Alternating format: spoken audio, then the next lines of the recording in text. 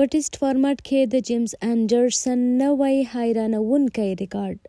د انګلند تیز توپ اچوونکي د کرکټ په تر ټولو سخت فارمټ ټېسټ لوبو کې د ډېرو وکټو اخیستو ریکارډ جوړ کړ.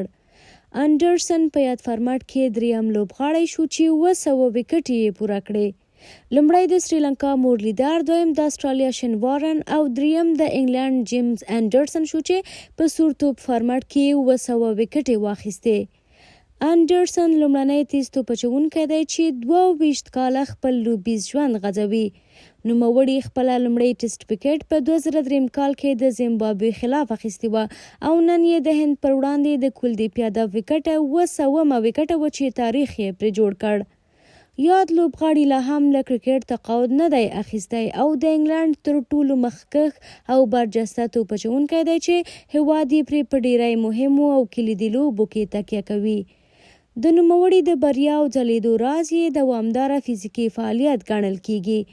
د انډرسن له تاریخي ریکارډ سره هممهاله هند په وروستۍ 5مه لوبه کې هم انګلند ته ستره ماتې ورکړه.